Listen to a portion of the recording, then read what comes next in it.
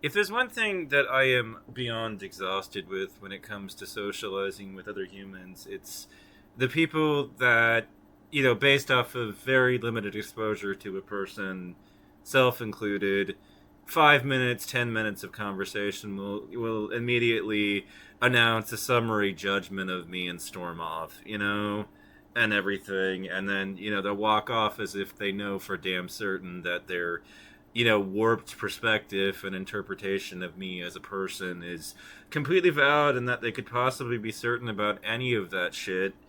And it's crazy.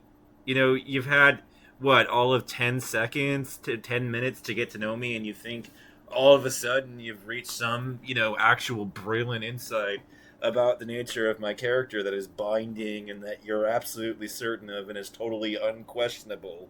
You're insane. There is, in fact, the possibility, there is not even the faintest possibility that you are right. In fact, a snowball no inches, no bigger than 6 inches in diameter, has a better chance of surviving 10 centuries in a fiery hell than you do of having any water whatsoever to your interpretation of myself or any other person you do this to.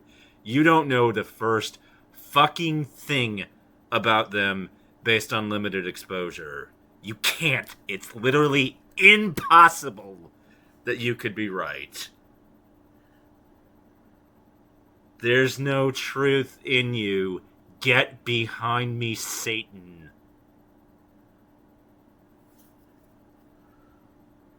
I mean, I'll be honest, I don't seethe with animosity and hatred for everybody, but one thing I really hate is all the ways that I can be derailed and the pitfalls and everything in conversations, for instance, that people will take things the completely wrong way fundamentally in all of this. I'm still to this day very pissed off, at Razorblade Candy, for instance, and the fight that we got in back in the day, and the fact that this fucking vile platform decided to side with him in that discussion, I have to be honest about why there are still lingering feelings of resentment at this point, even though it's been like, what, 10 years and everything. Not long, not that long really before I said what I did in defense of, the Jen of those pesky dames. I had a friend, a very close one at the time. We had drifted in a very, very quickly, very close together because we played the same game, and so we were talking on the phone and chatting and talking back and forth for years and years and years, and we got close, very close in a very short window of time and everything. And I remember she point blank, put me on the spot, and she asked me, how many men that should have to sleep with to qualify to be a slut and everything. And when I got that inquiry, it was just so, I felt so put on the hot seat about it and everything. And I got off, but I also kind of got a, this feels very pointed, like there's a reason she's asking this question. And so, I kind of stopped what I was doing and disengaged with the distractions. And I was just like, where's this ultimately coming from? I mean, what's going on, and everything? What's the nature of your inquiry and everything? And she confessed that it was about 20, and I asked, from a space of just, is there, I guess what I was trying to say is, like, is there something traumatic that happened to you that you would do this and everything, and she, because I had that, awareness within me that it was like, what happened, how did this happen, like, what was the traumatic event and everything. And she revealed that she had suffered, at the hands of a rapist, and everything, and what happened. And I don't want to delve into the details of all of exactly what happened, because it's just, you know those are private discussions that I got in, and so I'm trying to avoid naming names and exposing anybody's secrets here. and everything, and being very vague about all of it. But she had told me this stuff, and she said that she had literally stopped saying no when men propositioned her because she was afraid of ever ending up in that position again, and she didn't want to be there and everything. And I remember being so viscerally like shocked by the confession and what she had said and everything, and just outraged, for her, and that like acute sense of like nobody should have to do this, and everybody should have the right to say no. This is just, it's not fair, it's messed up. And it shook me a little and everything. And so when Jen put forward that video, which was in exact context, it was slut shaming, totally not cool and everything, and I saw that there was all this like growing backlash to the video. I just found myself asking, why does everybody hate her about this one? Why are they being so rude to her and everything? And I said some stuff, and Razorblade Candy came after me for it, called me a white knight, basically said, she's not gonna fuck you, bro, and everything. And it didn't make anything at all better that like I was unguarded about the fact that incidentally the YouTuber in question was somewhat pretty, but very much so on the other side of the world. And I I don't know her. I've never I know of her existence, but I don't know her. You know what I mean? And at this stage, it would have been very parasocial, in that regard. And the thing about that whole thing would have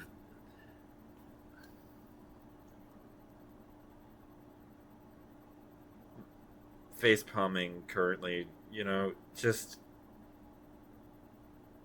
she's on the other side of the world. I can't think of a less practical way to try to seduce somebody, and everything, than to do things that way, because obviously going for somebody local would be a much more direct way of getting the goods, so to speak, if that was what it was after. But on top of all the things that were remaining, I mean, God forbid a man happens to share a woman's opinion, right? Like, this world is full of so much misogyny. It's absolutely maddening and everything, and that's what I realize about all of it. And they think that the only way that I could have possibly come out in agreement with her is if I was in some vain, effort of trying to seduce her and everything, and it had to be feigned agreement because, of course, a man wouldn't ever actually share a woman's opinion about anything. But I already had that friend swimming in the back of my mind about, the fact that she had been raped and she stopped saying no because of the fact that it had happened to her. And I started to realize, intellectually, that when a woman is promiscuous, when that is an accurate label that we can put on her, when it is true, that may very well and often is the product of sexualized abuse and trauma and everything. And when you're slut shaming, even if it is of somebody that actually is promiscuous, you could very well be shaming somebody that is already completely traumatized from being raped and abused by other men and everything. And that's just a level of meanness that I just can't fall. I can't do that. That's just too hostile, too rude, even for this corner of the web and everything. And you know it was in that context that I stumbled into that video, and so I defended it. And everybody was coming in here and calling me a white knight and all that other stuff and all these names. Well, the truth of the matter, t- all those shitbirds, like, you motherfuckers, I'm not saying the things that I'm saying because I'm pretending to agree with her to get anything, you stupid fucker. I've got my own set of issues with slut shaming. I don't approve of it myself. You come after her and everything and dogpile on her. Well, I'm not pretending to share her opinion to get anything. I actually share her opinion, and whether or not that has any impact on anything is beside the point. And our relationship, one does form ever, and I don't expect one would. I was just, and I need to clear another thing up here too as well, which is just I know that she's more than capable of defending herself. She didn't need me to come into the middle of things, but I felt like saying something anyways. You know, like I just think that everybody this platform was particularly mean to her, and for no good reason about any of it, because nothing she said was all that unreasonable and everything, and it was a simple request, and it doesn't require, not being an asshole is free. Being nice to people is free. It costs you nothing.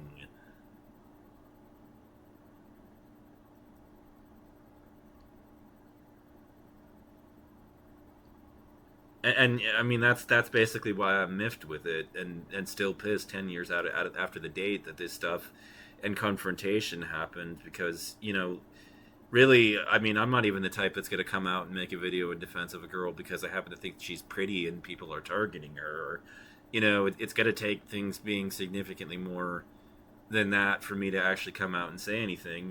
Because I'm not, it wasn't the fact that Jen is a little bit of a pretty redhead girl that made me say something. It was the fact that she had said something on the web that I agreed with and everything, and everybody was giving her shit for it.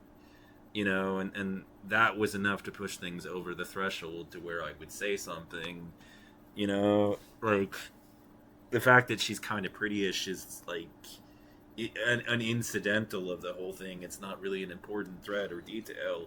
And I would tell that story to people, and they'd come out and be like, "Well, when have you ever defended anybody that isn't attractive to you?" And it makes me want to go, when have you ever not assumed something about me without sufficient information?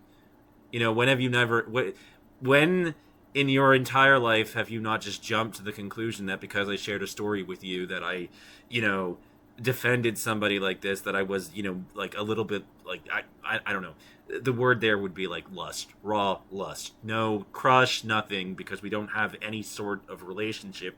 We've never even had a dialogue with each other. So at this stage of things, I've noticed that she's kind of prettyish. That's it. That's all there is to it. It's not deep. There's nothing more to it. And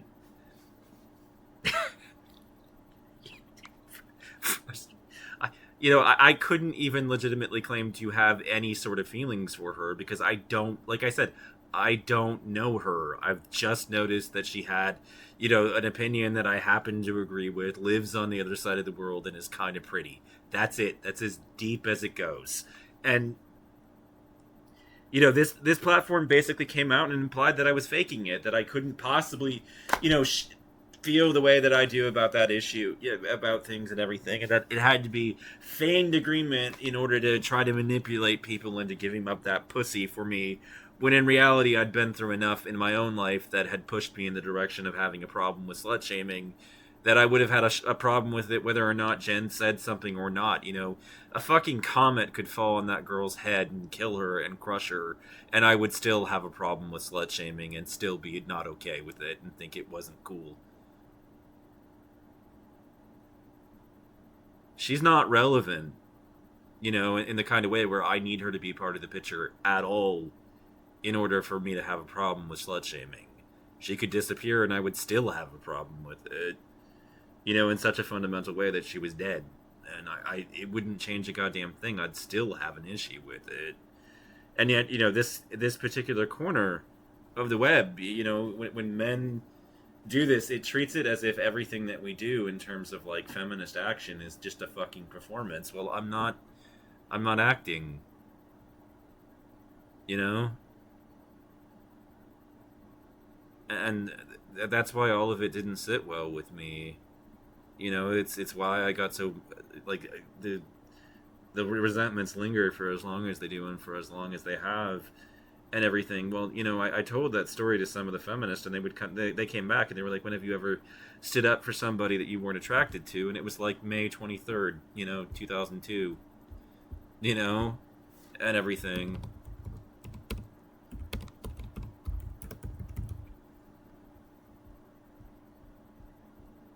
SFW eats their own. Mercedes Lackey is Grandmaster, banned from Nebulas on same day. I once found woke ideology perfectly summed up, but so this person I don't necessarily agree with everything, but by conservative commentator John Gabriel, a religion with many paths to damnation, but none to redemption. No matter what trails you blaze and what ground you break, how staunch and formidable an ally for the cause, you will eventually face your unpersoning at the hands of neo-Jacobins.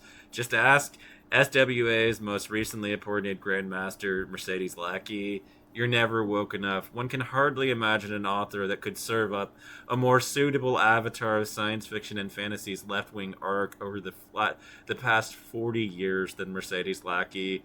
The protege of Marion Zimmer Bradley is largely credited for introducing the mainstream fantasy's first openly gay hero, Vanille Ashkevron, in 1989's Magic Pond, the first book in her The Last Marital Sage trilogy. Why that series of novels put forward the issue front and center. She'd woven a sympathetic character treatments into prior stories set in the world of Valdemar. What she built in those books would eventually span a truly epic length of dozens of novels over the course of thousands of in-world years, from the series debut in 1987 to the most recent entry.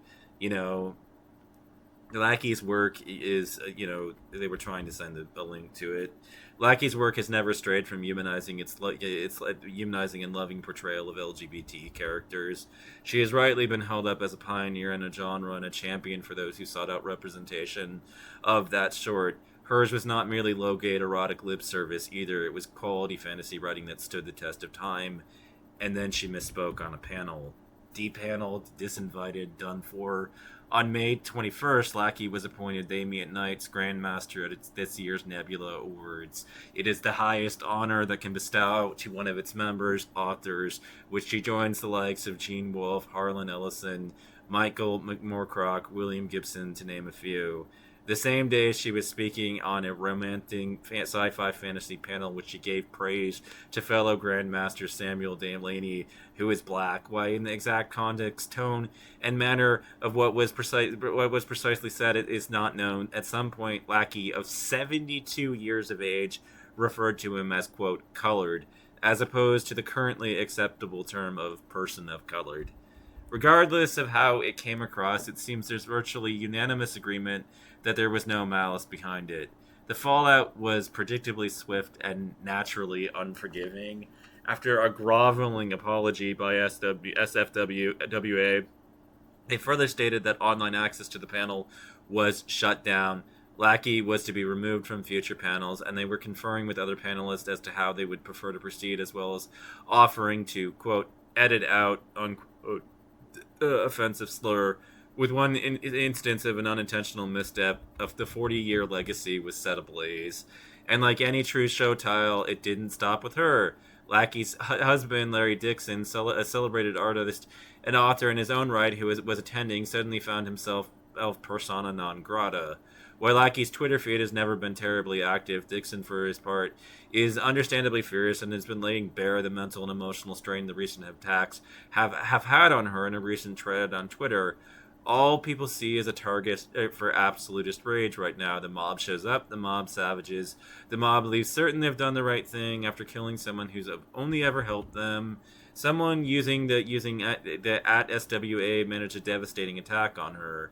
This isn't even the first time the SFW has rushed in to condemn the woman for past transgressions. While Lackey was named back in November, a 21-year-old QA and 2007 Quora post surfaced in which she apparently held some intolerable opinion about the use of they in the singular in regards to pronouns. For failing to sufficiently microparse this newspeak blather, she was subsequently, quote, asked to clarify her position, which of course required the wholly needless public display of self-flagellation. Not even someone as thoroughly on the side of trans individuals as Lackey, whose reputation on the matter has been virtually unassailable for 30 years, could escape the crime of retroactive wrongthing. The Committee of Public Safety had demanded that a display be made. Meanwhile, the SWFA wanted to tell everyone, and it be an image that says SWFA, so Science Fiction and Fantasy Writers of America, Nebula 2022 Hospitality. We're about to dock the airship for disembarkment.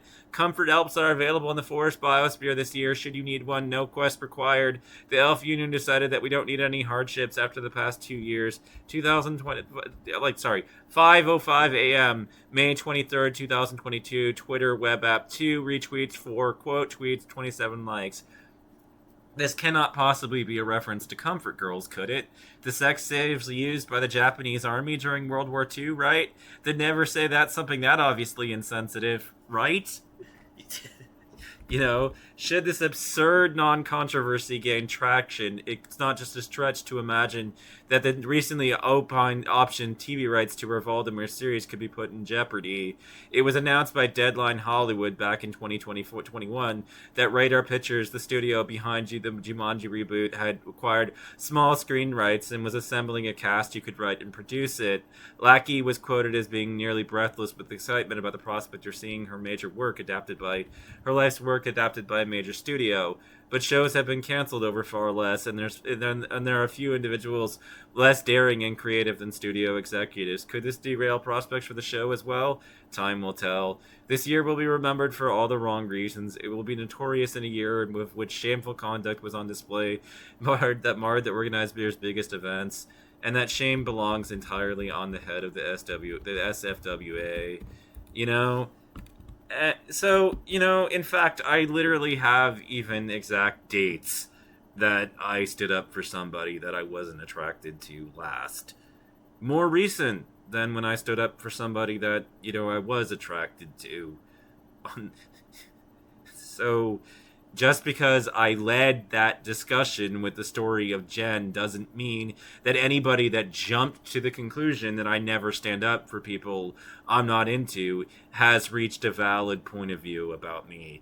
I don't need attraction to stand up for women.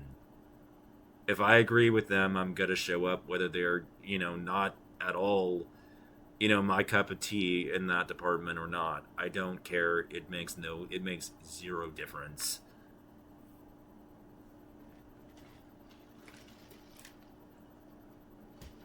But, do go and run along into traffic with your, invalid assumptions about me. You know what they say about assumptions? They make assholes about all of us.